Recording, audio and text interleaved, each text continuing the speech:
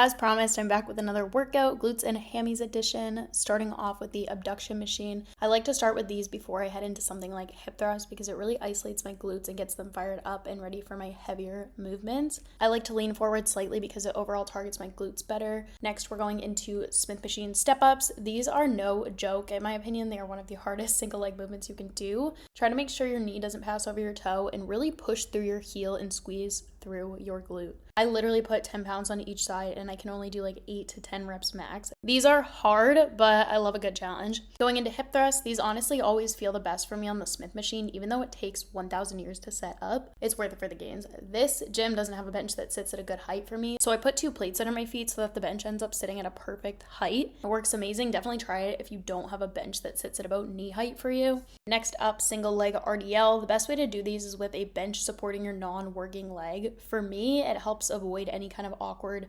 stance and just really make sure I'm placing emphasis on the working leg. I'm really getting a good stretch in that hamstring, squeezing my glute, and keeping my core tight all the way through. I absolutely love these. Make sure you're keeping a slight bend in your working knee. This is going to help you hinge at the hips more and place activation on that glute. Make sure you're keeping your hips squared. Sometimes I tend to turn towards the direction of my non-working leg, and we don't want to do that. Now going into a cable kickback. A lot of single leg movements today, but that's what makes it so effective. You're really able to isolate and target each side. While doing these, try to think about driving through your heel. You're not using momentum or swinging your leg back and forth. Make sure you keep your core tight and maintain control. Make sure you're taking it slow on the way down. I like to turn my foot out slightly and kick back towards that direction rather than completely straight back. I found that it definitely comes down to preference with these. So play around and find out what you like and how you feel your glute working best. Ending with hamstring curls, keep your hips pressed hard into the bench. That is the only way you will feel these the way you're supposed to. If you let yourself come up off the bench like a floppy fish,